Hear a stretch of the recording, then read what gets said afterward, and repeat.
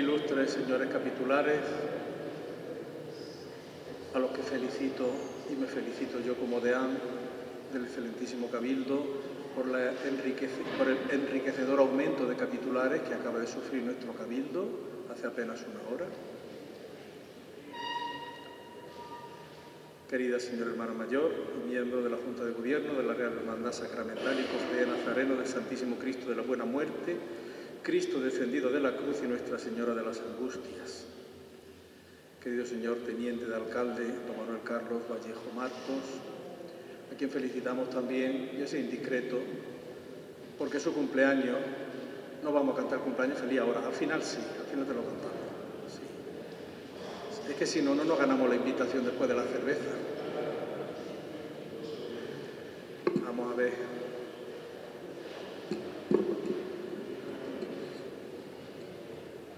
¿Se oye bien ahora? Que he dicho que es el cumpleaños del señor primer teniente de alcalde, don Manuel Carlos Vallejo Martos, que al final le cantaremos el cumpleaños feliz.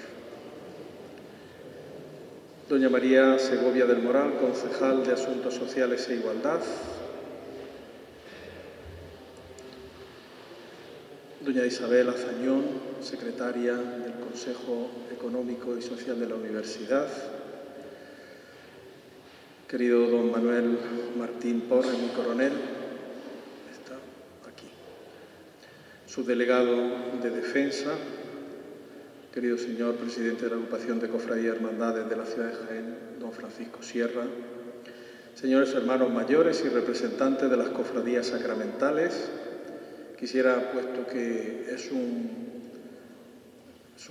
cómpito, una tarea, como dicen los italianos, una tarea que asume la Cofradía de la Expiración, agradecer especialmente a su hermano mayor, don Luis Vera, que desde hace muchos años la Cofradía de la Expiración es la que asume pues, toda la cuestión de la cartelería del Corpus Christi.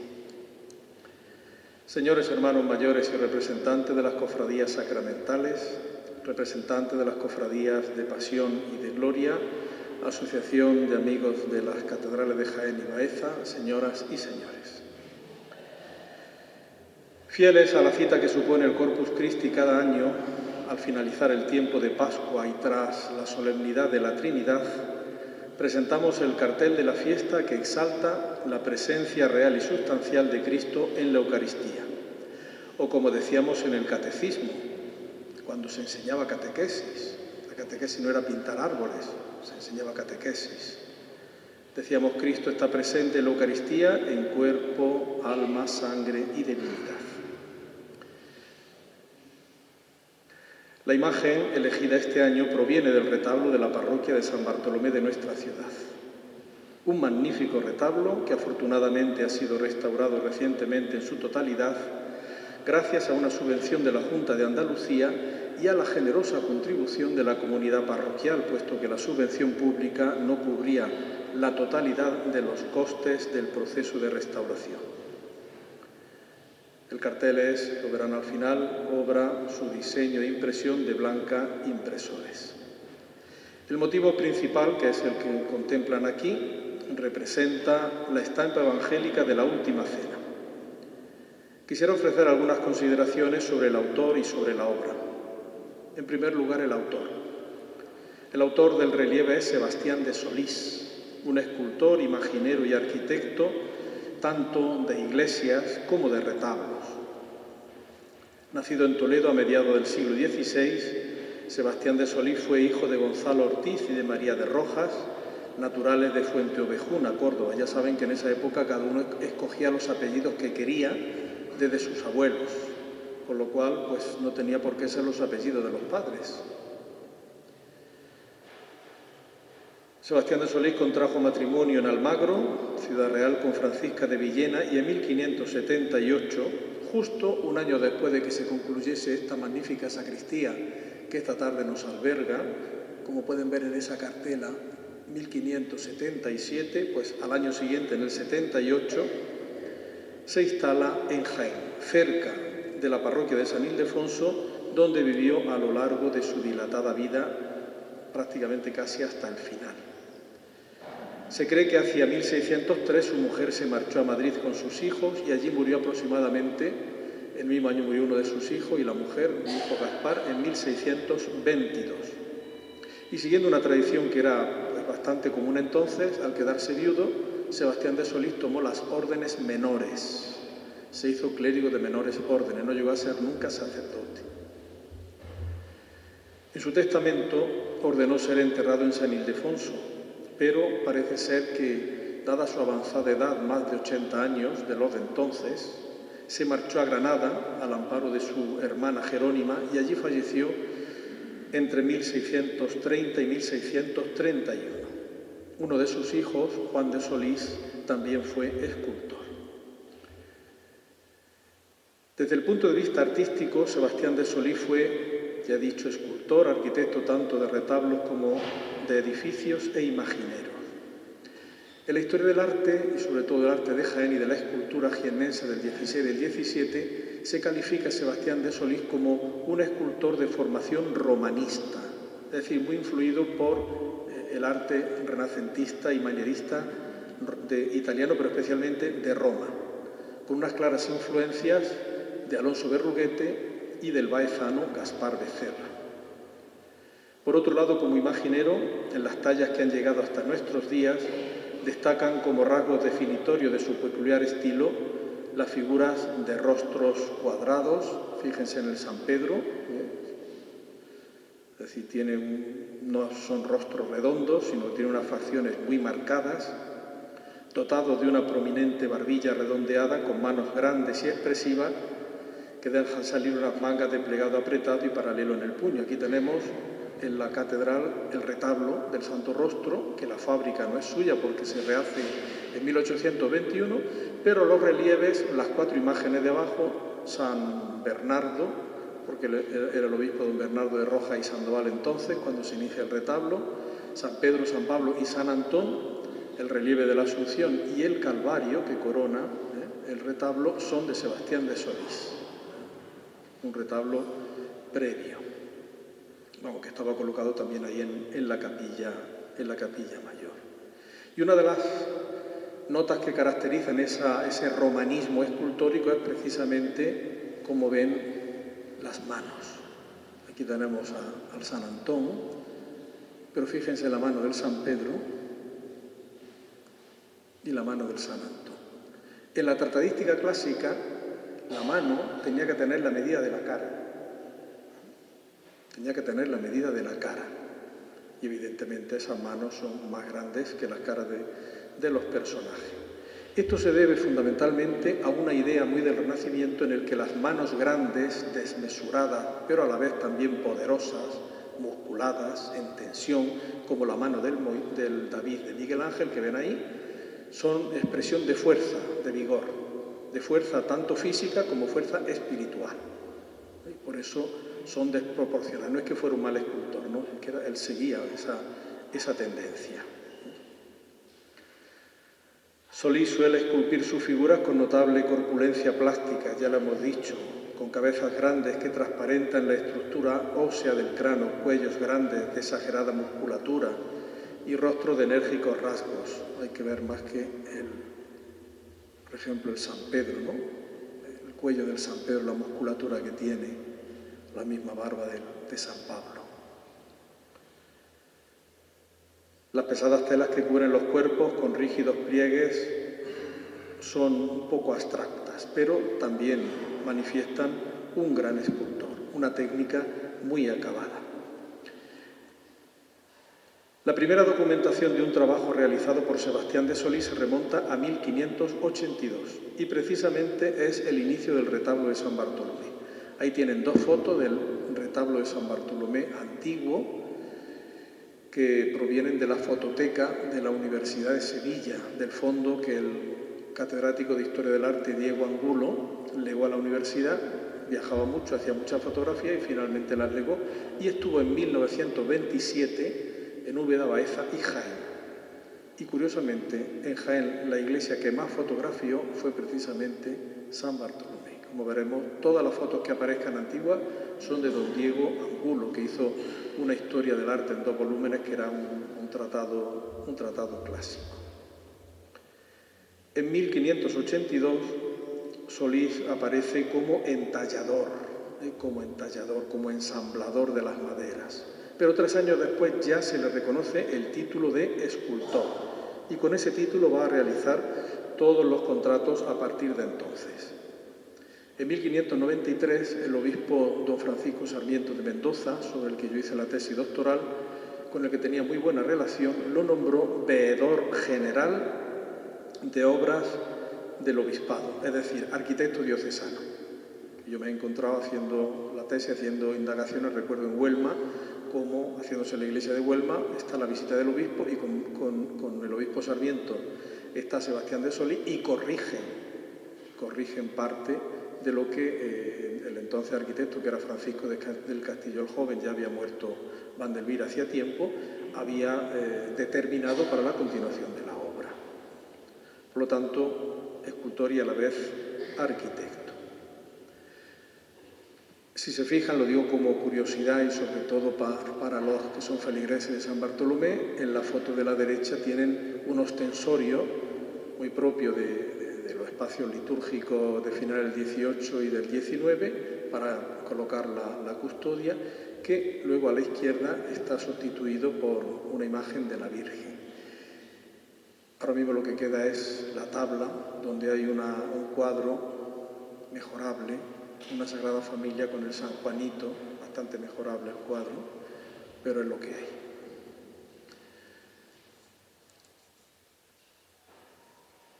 Centrémonos pues en la obra de la que está tomado el motivo principal del cartel del Corpus de este año, que es el retablo de la parroquia de San Bartolomé.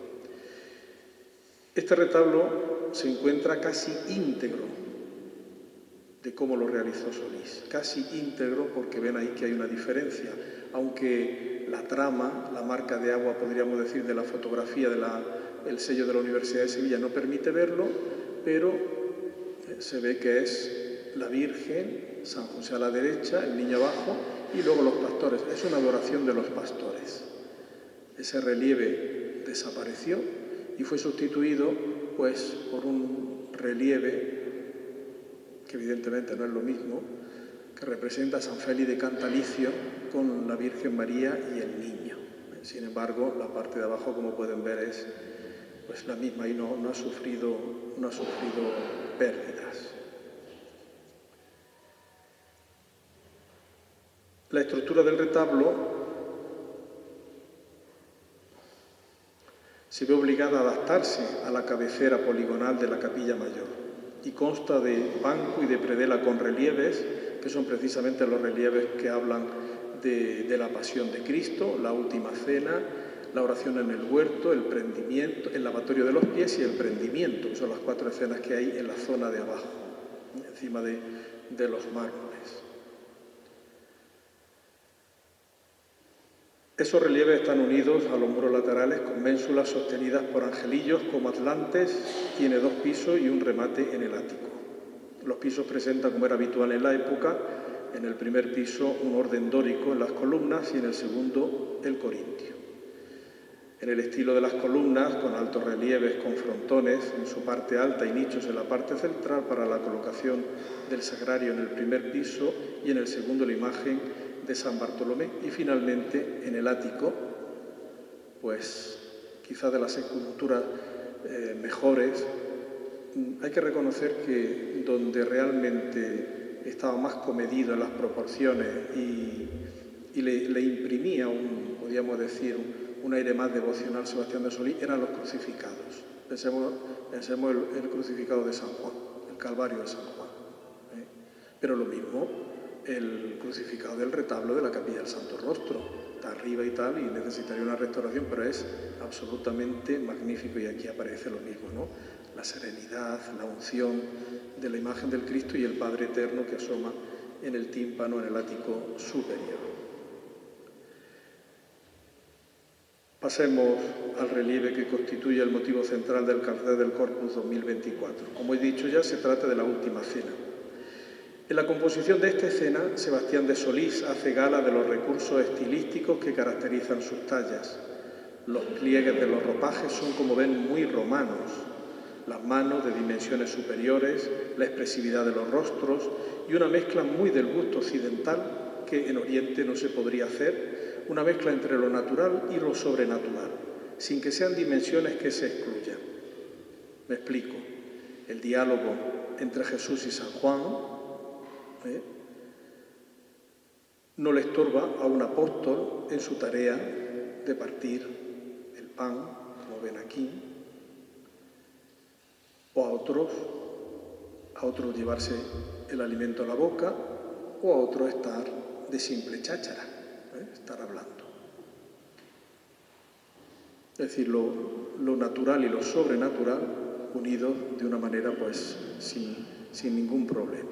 Aquí aparecen estos dos, como ven, hablando. Sebastián de Solís se ha inspirado con certeza en el relato joánico de la última cena. Es el evangelio que ha cogido. Según narra San Juan en el capítulo 13 de su evangelio, versículos 24-25, cuando Jesús anuncia que uno de los presentes lo iba a entregar, Simón Pedro le hizo señas al discípulo amado para que le preguntara a Jesús de quién estaba hablando. Rafa, esto que no va ni para atrás ni para adelante.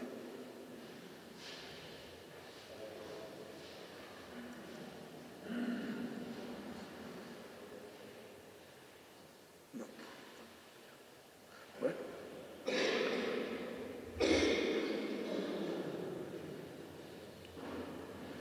Juan se acercó más a Jesús y le preguntó: Señor, ¿quién te va a traicionar? Jesús le respondió: es el que va a recibir el pedazo de pan que voy a mojar en la salsa. La falta de la mano derecha de Jesús nos impide ver si se trata de un simple gesto declamatorio de Cristo o si por el contrario, como ocurre,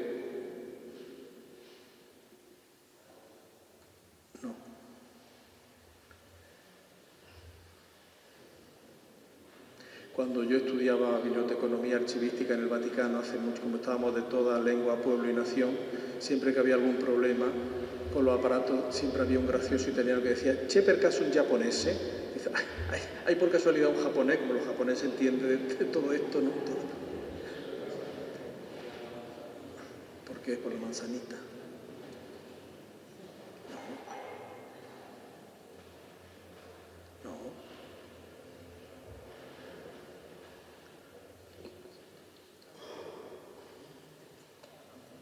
Sí, eso es. Bueno, justo la escena, de manera muy simbólica, está flanqueada por dos personajes masculinos que llevan un cesto de panes y una jarra que se supone que tiene vino, es decir, las especies eucarísticas. Aquí aparece esta escena del apóstol cortando un trozo de pan, esto de cháchara, y la conversación. Pedro haciéndole las señas a Juan y Juan pues tirándole de la lengua al maestro. Y el cordero, que como tuvieran que comer todo del cordero, ardor no iban a tener esa noche. Ardor no iban a tener.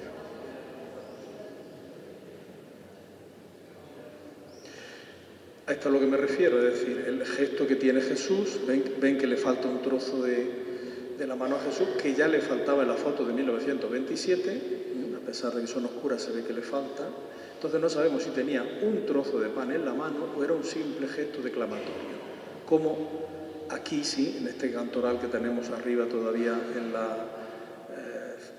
en la torre sin campanas, está expuesto de la exposición del cardenal Merino, se ve como Jesús tiene un trozo de pan en la mano.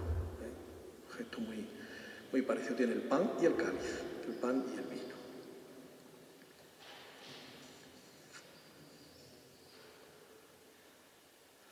Aquí ya se ve, no se ve muy allá, pero se ve que le falta ya ese trozo de pan. Por otro lado, creo que de lo más original, a la par que muy significativo, es el gesto al que recurre Sebastián de Solís para representar a Judas. Lo coloca de espaldas al espectador, pero de manera que no podamos ver su rostro. Solo alcanzamos a divisar la bolsa que contiene el precio de la traición, 30 monedas de plata. Y además se puede pensar que es la bolsa el de la derecha del todo, no. Si se fijan por la colocación de los dedos, es una postura un poco complicada, pero es la mano de Judas. Comentando este pasaje evangélico, un reconocido padre de la iglesia siríaca del siglo IV, el mejor poeta cristiano en lengua siríaca, Sanefrén, el sirio, escribió que cuando Judas se acercó a recibir el pan, lo mismo que sus compañeros, Jesús mojó el pan en el agua y se lo dio a Judas. El Señor con ese gesto quitó la bendición que entrañaba aquel pan y por ello indicó la ofensa de Judas. Así es como los apóstoles reconocieron al traidor. Al mojar el pan, Jesús le quitó la bendición, por lo que Judas no comió pan bendecido ni bebió de la copa de la vida.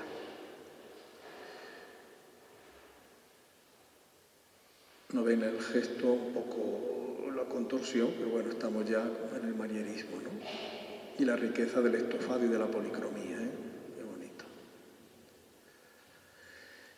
Yo el domingo que me fui a San Bartolomé a hacer algunas fotos, pues me puse como pude ahí tal, y ese es el rostro de Judas. Es un rostro que no tiene rostro, es decir, un rostro que está sin hacer. Y recordaba precisamente una definición muy bella de un teólogo ortodoxo francés que falleció no hace muchos años, Olivier Clément, que decía que el cristianismo es la religión de los rostros, Es decir, en el cristianismo cada persona, dependientemente de sus condiciones, de sus cualidades, de su situación, posee un carácter genuino y único ante Dios. Tiene un rostro único, irrepetible. Y Judas, sin rostro, ahí representado, sería justo lo contrario. No tiene ese carácter genuino y único ante Dios porque ha traicionado el amor de Cristo, el amor que no pasa por algo material, 30 monedas que sí pasa. Un año más la solemnidad del Corpus nos pone ante la belleza siempre antigua y siempre nueva que nace del misterio de la comunión entre Dios y el hombre, vivido en primer lugar en el cuerpo de Cristo entregado por nosotros y luego en su otro cuerpo místico que es la Iglesia. Podríamos afirmar que el misterio eucarístico no es solo mysterium fidei, misterio de fe, como afirmó San Pablo VI, y sacramentum caritatis, como titula la exhortación apostólica después del Sínodo de la Eucaristía Benedicto XVI, sino también mysterium et sacramentum pulcritudinis, es decir, misterio y sacramento de la belleza, de la hermosura. Misterio, porque en las especies del pan y el vino se encierra una realidad que va más allá de lo visible. Sacramento, porque a través de la sencillez del vino y del pan viene a nuestro encuentro algo más grande, la belleza absoluta que es Cristo. Como señalaba San Juan Pablo II en la encíclica Ecclesia de Eucaristía en el número 49, se entiende cómo la fe de la Iglesia en el misterio eucarístico se haya expresado en la historia no solo mediante la exigencia de una actitud interior de devoción, sino también a través de una serie de expresiones externas orientadas a evocar y subrayar la magnitud del acontecimiento que se celebra. Sobre esta base se ha ido creando un rico patrimonio de arte. La arquitectura, la escultura, la pintura, la música, dejándose guiar por el misterio cristiano, han encontrado en la Eucaristía, directa o indirectamente, un motivo de gran inspiración. Por eso es paradójico, pero a la vez lógico, aunque parezca una contradicción, que algo aparentemente tan insignificante como un trozo de pan y un poco de vino haya generado tanta y tan sublime belleza. En la arquitectura, en la escultura como ese relieve, en la música, con composiciones como el oficio gregoriano del Corpus, cuya letra bellísima realizó Santo Tomás de Aquino, o como piezas ya de polifonía que realmente están transidas de belleza, como el Ave Verum Corpus de Wolfgang Amadeus Mozart, la única composición auténticamente religiosa que hizo Mozart en su vida. La pintura. Sí, La Eucaristía en su simplicidad material nos acerca a la belleza, es camino hacia la belleza absoluta que es Cristo. De ahí que Benedicto XVI afirmase que es necesario que en todo lo que concierne a la Eucaristía haya gusto por la belleza. Haya gusto por la belleza en todo lo que se refiere y concierne a la Eucaristía. Ornamentos dignos, vasos sagrados dignos. ¿Por qué? Porque es lo más grande que tenemos. Es lo más grande que tenemos. Es nuestra razón de ser. La Iglesia es Iglesia de la Eucaristía. El día que no centremos nuestra vida en la Eucaristía, pues nos convertiremos en una ONG, nos colocaremos el circulico de colores de la Agenda 2030 y seremos absolutamente insignificantes. Y además, como ocurre en la historia sagrada, y ahí está la historia del pueblo de Israel y la historia de la Iglesia, cuando hincamos la rodilla ante falsos dioses, ya se encarga el Señor a través de su providencia de educarnos a veces tirándonos de las orejas. Partir el pan, este gesto sencillo y cotidiano que Jesús nos enseñó, se convierte nada más y nada menos que en comunión con la misma vida del Señor. Decía Benedicto XVI en la homilía del Corpus del año 2005, comer este pan es comulgar, es entrar en comunión con la persona del Señor vivo.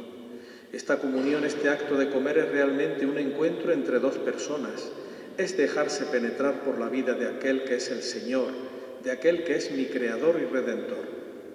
La finalidad de esta comunión, de este comer, es la asimilación de mi vida a la suya, mi transformación y configuración con aquel que es amor vivo. Al comer el cuerpo de Cristo, lo que hacemos, como bien sabéis, es asumir y hacer nuestra su historia, su ser hijo de Dios e hijo de María. Compartimos el amor que ha recibido y dado para imitar su estilo de vida y convertirnos así en prolongación de su misma humanidad en la historia, viviendo en nuestra propia carne el misterio de la encarnación. Nos lo recuerda el Señor en el Evangelio: el que come mi carne habita en mí y yo en él. Y por eso el mismo San Agustín podía decir que cada vez que recibimos la Eucaristía nos transformamos en aquello que recibimos. Todo en la Eucaristía es un acto de amor. Es el misterio que actualiza la muerte y resurrección del Señor, que se realiza en el amor. Jesús cuidó en todos sus detalles cuando celebró la Eucaristía la primera vez con sus discípulos. Todo lo hizo para que los apóstoles vieran en el corazón de Dios y comprendieran lo que desea de nosotros a partir de esa muestra de amor. Y nosotros, herederos de esa tradición, repetimos los gestos de Jesús en su última cena, actualizando el sacrificio de la cruz de manera sacramental en las especies eucarísticas. Esa tradición es injertar en nuestra vida y en nuestra historia a Cristo. Es entrañar, es decir, meter en nuestra entraña, en lo más íntimo y definitorio de nuestra vida y de nuestro ser, a ese Jesús que nos prometió su presencia cercana y amigable todos los días hasta el fin del mundo. Sí, contemplando este cartel, caemos en la cuenta una vez más de que Cristo está con nosotros, está en el corazón del mundo hasta la consumación de los siglos, y lo está sobre todo de manera eminente en la Eucaristía como mediador de una alianza nueva y definitiva, sellada no con la sangre de animales, sino con la suya propia, como recuerda el autor de la carta a los Hebreos. Por ello, después de 20 siglos de fe cristiana, no se puede dudar de que la Eucaristía es el fascinante corazón de la vida del pueblo de Dios que Cristo ofrece para la salvación de toda la humanidad. En el cuerpo de Cristo inmolado sacramentalmente de manera infinita, se revela y se hace presente en el mundo de hoy, en el hoy de nuestra historia, Jesucristo como el único sentido que puede tener la vida del hombre individual y comunitariamente. Nos lo recordaba el Concilio Vaticano II cuando afirmaba: en el misterio del Verbo encarnado encuentra luz el misterio del hombre. En el célebre y bello himno Pange Lingua, Santo Tomás de Aquino escribió refiriéndose a la última cena: lo hago in supreme nocte cene recumbens confratribus, observata lege plene, sed ad suis manibus. Bueno, pues eso traducido a Román Paladino es: en la cena de la suprema noche que comió con sus hermanos, observada la ley plena tras los habituales rituales, como alimento a los 12 se dio con sus propias manos. Después de 2000 años, el mismo Cristo, un Redentor que en trance de Cordero sacrificado en la cruz salvó la tierra, como canta el himno Oh Cruz Fiel, sigue colocándose sacramentalmente en la bandeja del sacrificio para que nosotros nos alimentemos con su carne, que es verdadera comida, y así tengamos vida eterna. Un sacerdote que fue canónigo de esta catedral de 1913 a 1921, San Pedro Poveda, comentando el capítulo 6 del Evangelio de San Juan, el llamado Discurso del Pan de Vida, escribió: Señor, danos siempre de ese pan, todos los días de nuestra vida y en el momento de nuestra muerte. Que este cartel y los demás actos que configuran el programa del Corpus Christi 2024 sirvan para que Jaén siga anunciando la muerte del Señor hasta que Él vuelva, y agradeciéndole el regalo inmenso de su cuerpo, esto es, de su amor crucificado y resucitado, no se canse de repetir hasta el final de los tiempos: alabado sea el Santísimo Sacramento del altar.